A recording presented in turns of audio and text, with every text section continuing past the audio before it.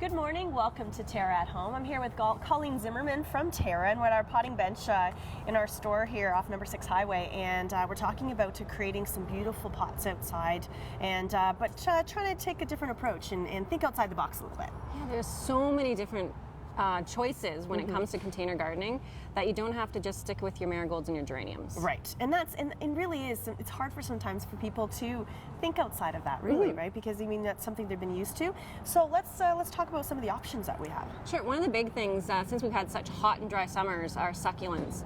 Succulents are amazing plants. They take very little care and very little water. So the great thing about them is you can get great colors and textures with them. So you don't necessarily count on the flower colors, but this Ectivaria here, which has some pretty amazing little flowers on it. Yeah, it's so cute because it actually survives with my house. So yes, you can do it too.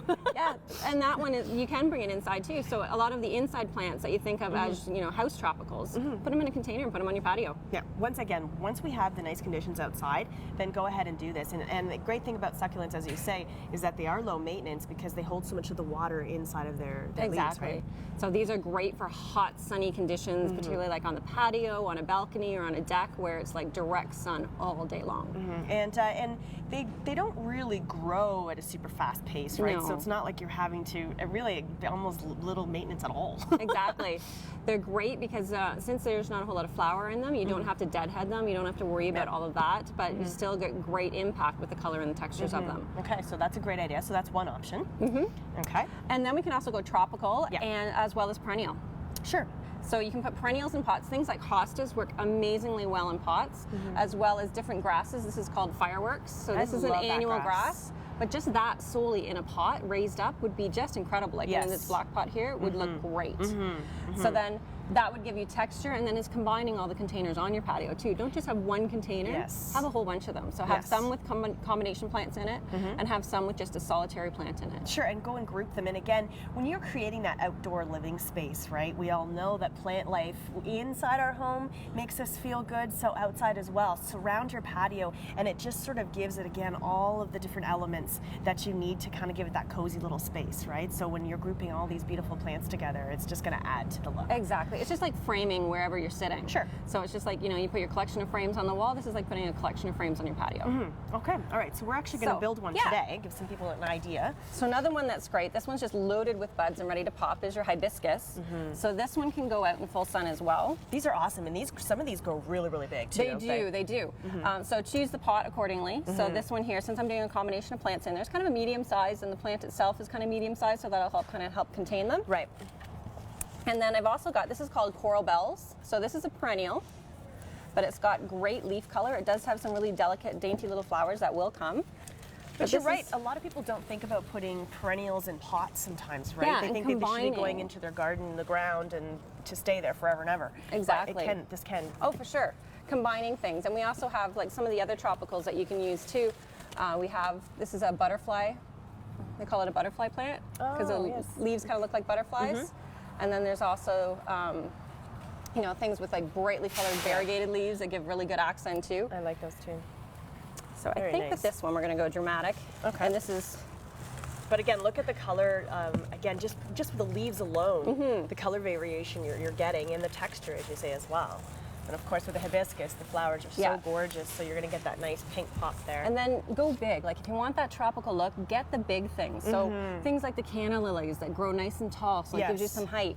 This fern here, although it looks a little bit, it looks very tropical, but then it can also cascade out the pot, so it gives you that, so that it's not just contained in the pot. Let it spill out. That's another thing too, right? Sometimes some pots are just like here, but you do want to have some trailing, and it just gives it more character too. And again, if they're in that environment, we're having those nice, warm, hot summers that you're talking about, they are going to really have an opportunity to do their thing. And then another great thing that's just good for little fillers are the ivies. Because these here, they trail down and they're easy. They're really inexpensive, so especially when you have little spots. Yep. And I'm just going to split this pot apart here so I can put one, just tuck it in there to fill in a spot. And again, we always notice with you, you guys always really fill the pots. Like, don't be afraid. Some people go so sparse and and you've got like boop, boop, boop, and there's really... Well, in today's day and age, I have no time to wait for it to grow, No. so you want a little bit more instant. So go for something that's a little bit bigger, a little bit bolder, and then by putting everything together all at once, then that gives you impact instantly. You don't have to wait for, those teeny tiny little cell patches especially with our short season, right? It's not like we're in California and it's got a long, long, long time to develop. Exactly, yes. Our summers aren't very long anymore, so and make sure that you water it well and when you plant it, as well as using fertilizer. Okay, and so also I think one thing I guess you have to look for as well when you are planting is to make sure that all the plants complement each other too, in terms of direct sunlight or indirect sunlight, so that one side of the pot looks fantastic and the other side is just dying of heat. Yes, so you want to think of, is it going in at full sun? So like succulents are great. This one's good for a sunny spot too. Although this is a fern, it can take some sun. Okay. So I wouldn't put this in the same sun that you would a succulent planter, but still, like a nice sunny area, this would be good in. If you have more of a shady spot, you can use the hostas, any of the ferns, begonias. You can still combine some of those traditional annuals in with your tropicals and in with some of these different plants to just give it a little bit of a boost. So that's right. So again, you can go to those annuals. You can still use your marigolds and put them in with some of the tropical beautiful leaves, right? Because you can, again, if you want to get some of that color down at the base, or and I think the fun part too is pots. When deciding with the pots, it's amazing what a change and what a difference you can make in an environment by choosing the appropriate pots. Exactly. So you can choose like pots. This one's a little bit taller. So the pot itself, this is kind of interesting because the pot itself is quite traditional and it's that kind of an urn. Yes, it is. But in that gloss black makes it a little bit more modern, and then by putting the tropicals in it, even more modern still. Sure, exactly. And that's the thing. Sometimes people they're trying to figure out the style, right? What do I do with this? And it's a little bit of playing around. It is. I think that with gardening, everything goes together. Like it's nature, right? So as long as you get like your conditions right, that's a good point. Choose different textures. Like I've chosen some different colored leaves as well as different forms of leaves here. So think of that. You want to have a little bit of color. So we've got like the flower color of the hibiscus, and you've got the trailing. And just think of like all the different aspects of it so that everything doesn't look like a little dome. Right. So that you get different heights, different textures, and then it just makes it more interesting to look at.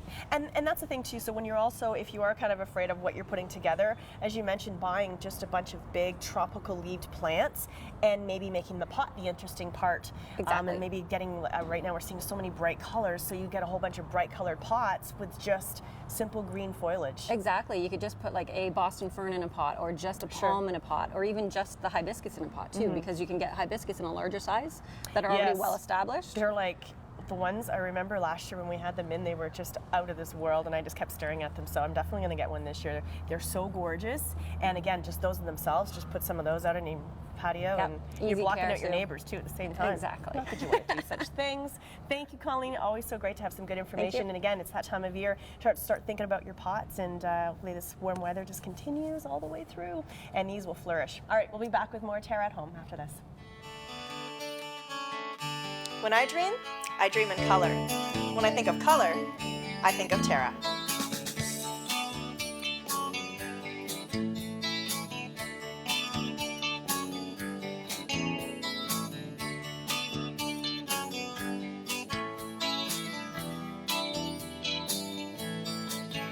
Make your dreams come true at TERRA, where color lives.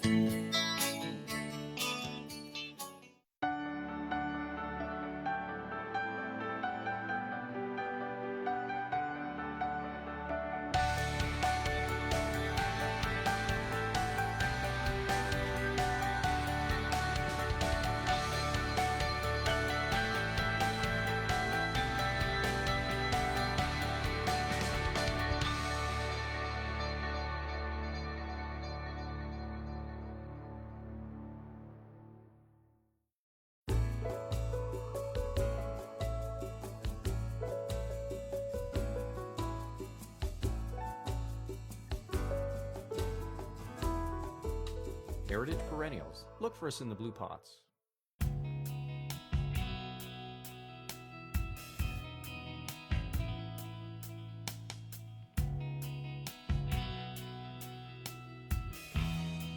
Good Good morning. Welcome back to TERRA at Home. I'm here with Alicia at the Canadian Food and Wine Institute at Niagara College, and thanks for letting us into your space today. Absolutely. So this is kind of fun. We're tell me first about the winery here itself, because it's in conjunction with the teaching winery here at Niagara College. Right, absolutely. So we're in the Wine Visitor and Education Center right now. This is home of the Niagara College Teaching Winery. And we not only have our own retail store, but our own production facility, as well as our own about 40 acres of grapes. There are two programs that run through the college for students to come and learn about wine. And the great thing about this facility is that we get to not only hire students to work in our retail store, but they help with production as well as they make their own wines. That's awesome, right? What an opportunity. We're so lucky. I mean, obviously we're in the wine, have access to wine country here like this, so it only makes sense that we have a school, a teaching school right here absolutely. for access to our students. So that, and we've had a lot of success out of the school from graduates, haven't we? Actually, wineries all throughout Niagara and 20 Valley, and even as far as out in BC, have hired our graduates. You can find winemakers at Ravine. We have winemakers at Stratus, a lot of different wineries.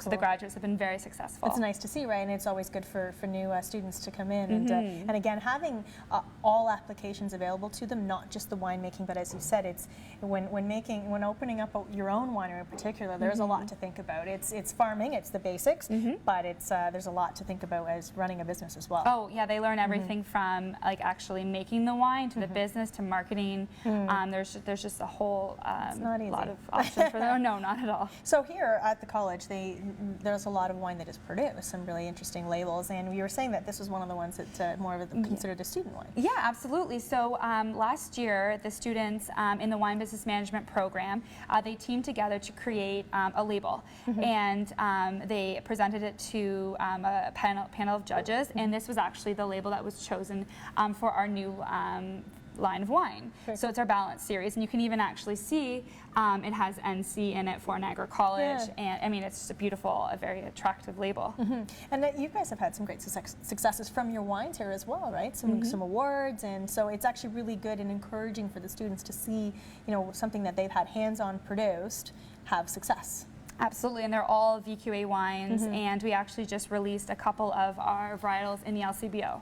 Oh, isn't that cool? So it's That's exciting. Always a good success too, isn't it? All right, so we also want to talk about the new vintage release and all that as that's coming up. And as you know, we try to promote the Niagara wineries all year round. And of course, we have the Ice Wine Festivals and we have those things, but as we know, we're really coming into the intensity of it in the summertime and into the fall harvest. So let's talk a little bit about the new releases. Right. So New Vintage Festival is run through the Niagara Wine Festival.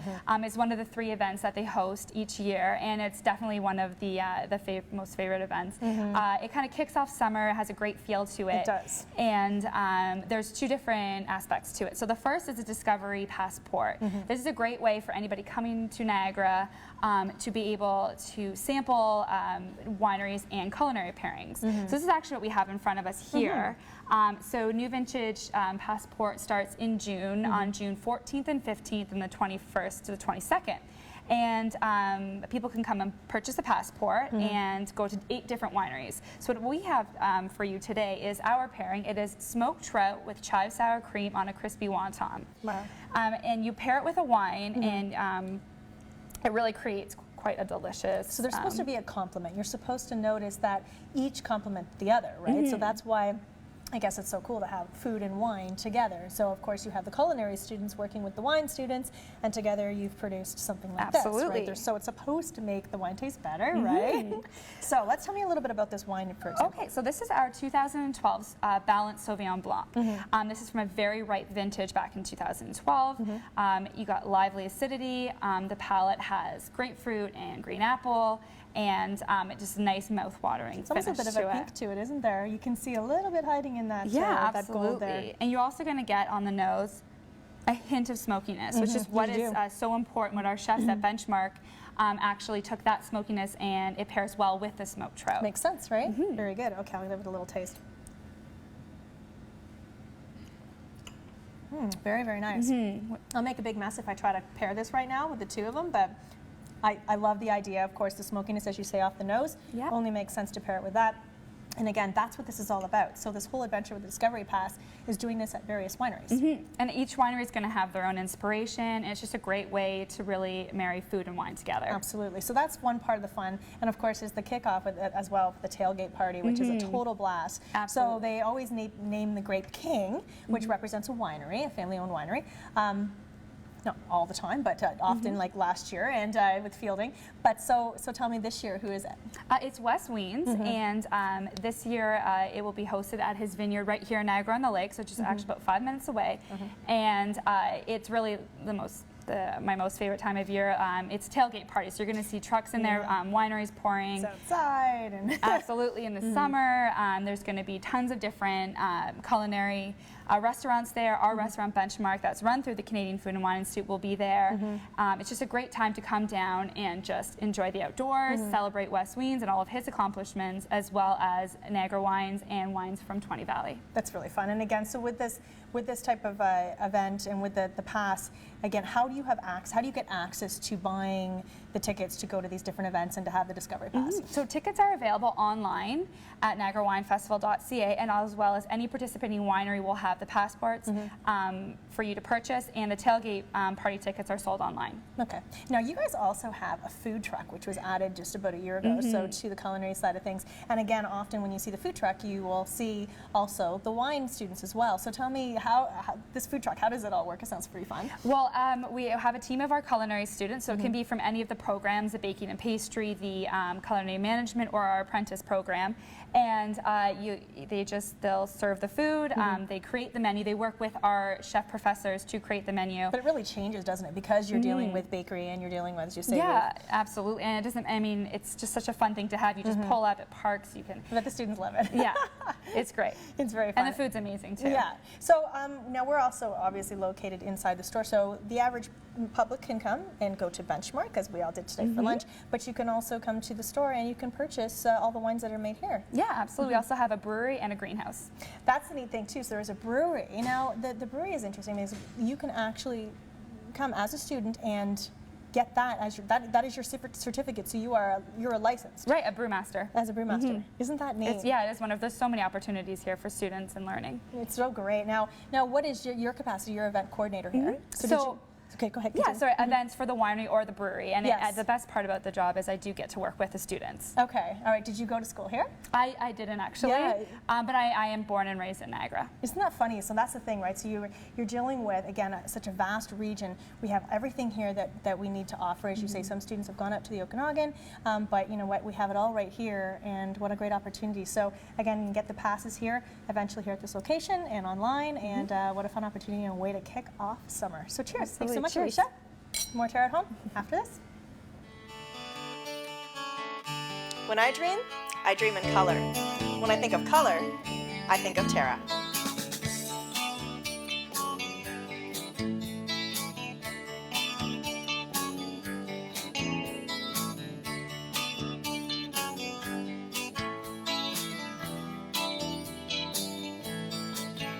Make your dreams come true at TERRA, where color lives.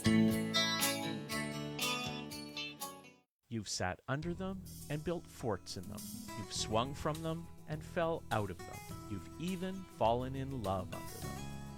Trees have always held a special place in our hearts and memories. A natural beauty, trees will grow with you and your family and bring color and nature into your world. For your assurance of quality, look for trees and shrubs with the Medallion plant tag. Medallion plants, locally grown, the pride of Niagara. The Hamilton Spectator, at work, at home, or on the go. Read us online, in print, or download us to your e-reader. Get the Hamilton Spectator any way you want it.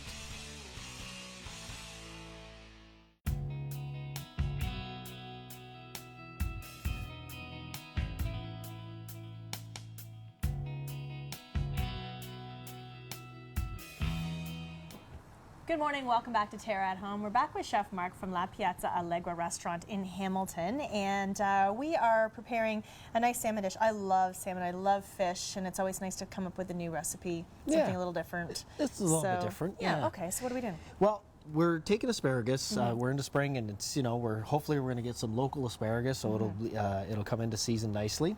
We're going to blanch it first, then we're going to put it inside the salmon fillet. So we're going to have to butterfly the salmon fillet, then we're going to roll it, and then we're going to roll it with some prosciutto. Okay. For this one, we're going to put it in the pan, we'll sear it, and then we'll finish it in the oven. But this is a great recipe you can do for barbecuing as well. And I like the idea of barbecuing, and some people are a little afraid to barbecue fish because they're afraid of, would you put it directly onto the grill, or you are using? There's a couple ways you can do that. If you want to put it directly on the grill, what you would do is get it nice and hot first, clean it, and then just rub a cloth with some oil on it, and that'll help it from sticking. It almost makes it like a Teflon coating. Okay. If you don't do that, you can put it on a piece of foil. Just make sure you spray the foil with some sort of non-stick spray, and that'll help it from sticking as well. We're as much as officially in barbecue season as we can get, and we're, we're just going to push the weather, whatever is happening out there. That's right.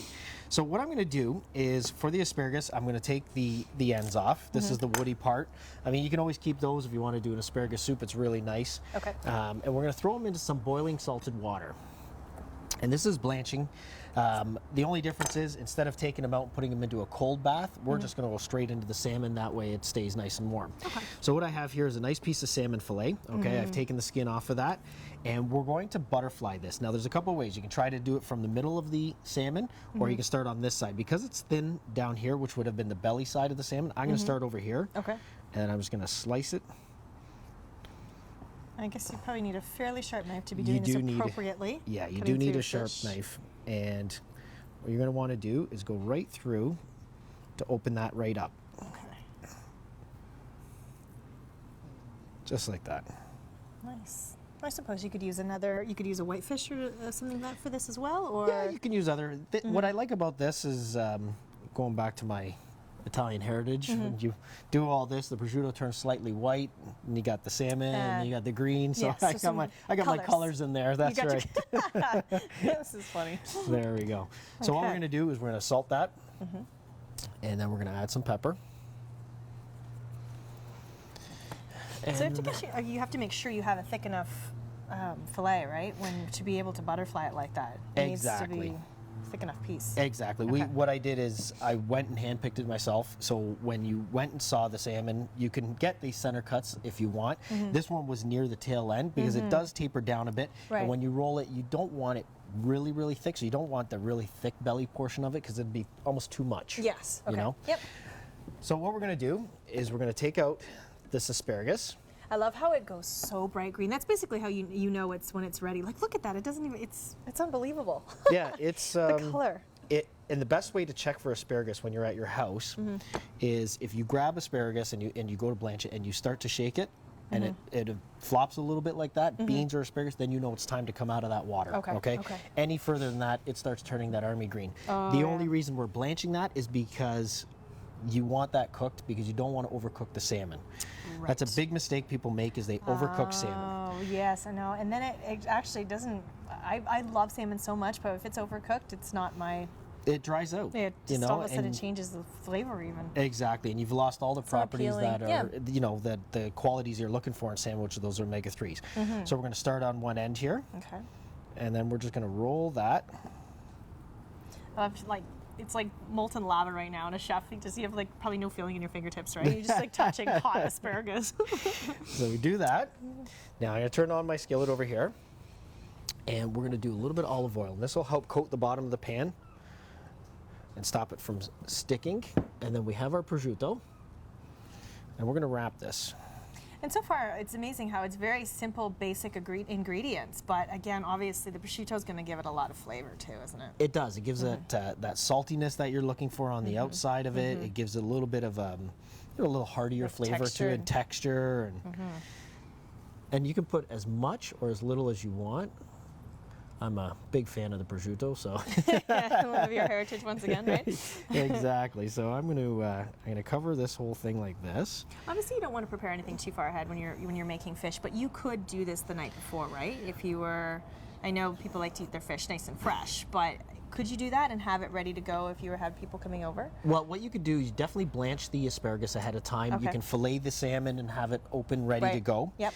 I wouldn't suggest wrapping it with the prosciutto, because the prosciutto does have a fair amount of salt content. Okay. And any sort of it salt might draw. will draw the moisture out. Okay. And you don't want to lose any of the moisture. Okay, good. So you Good can, tip. but I mean, once this prosciutto is ready to go, you can. It Yeah, doesn't but take say long do to all the wrap basic it. steps, Do and all then the that will basic help stuff, you. and away you go. So we Oh, have look it at wrapped that. with prosciutto. Now what we're going to do is we're going to take our pan, and I'm waiting for that oil just to start to smoke like it's doing now, because then I know as soon as I put this down, it's going to sear that end. Okay. So we'll put that on,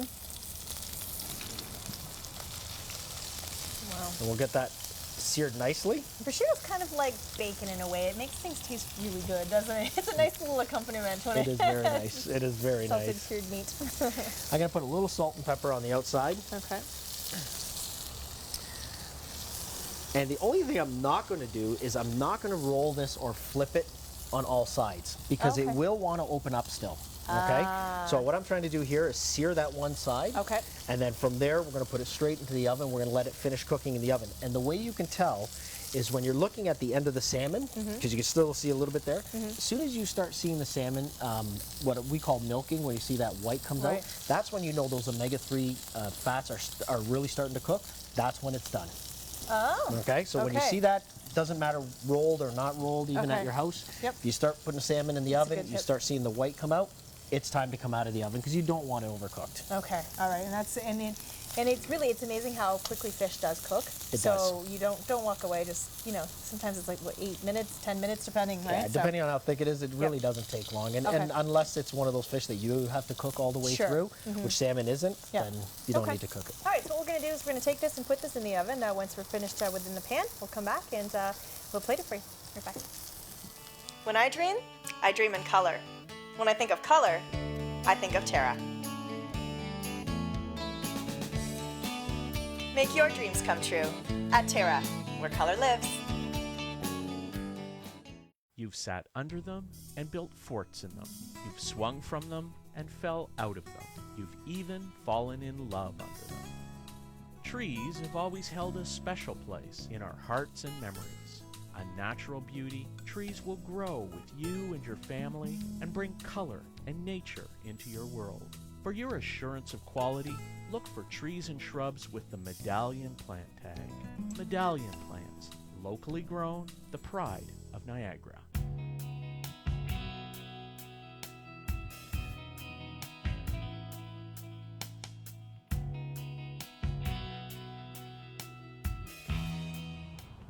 Good morning, welcome back to TERRA at Home. We're back with Chef Mark from La Piazza Allegra, and this looks amazing. It smells so good. Yeah. And everyone here around the TERRA store is like, what is he making over there? It smells so good.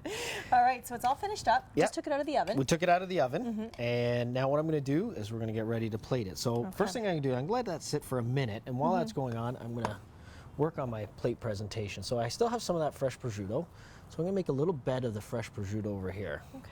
And how long was that in the oven for? roughly? About 6-7 minutes. Okay. It didn't take long. It was about Right. 400 degrees.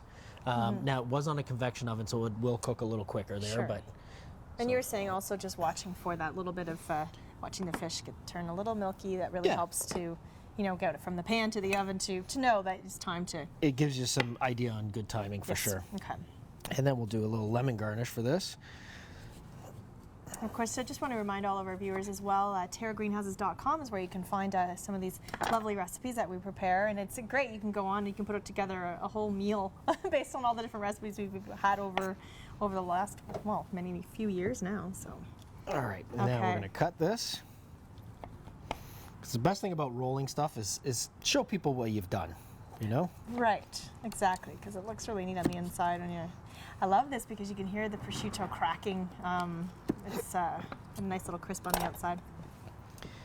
All right, now put that's the so ends pretty. up first. Okay, almost like a giant piece of sushi. Yes, Italian sushi. Italian sushi, there we go. Look at that. That looks great. And I love that the ingredients were very straightforward, simple, very clean, and the prosciutto, of course, adds so much flavor. Exactly, and then we'll just Beautiful. take a little bit of lemon, so if anyone wants a little citrus added to that, because again, you have a dish with a lot of oils and fats in there, Sure. so that'll cut down on it there for you. That is there lovely. we go. Always great having you on the show. Thank you so Thank much. you. So beautiful. That's it for now. Maybe you can try it this weekend. Have yourself a good one. We'll be back.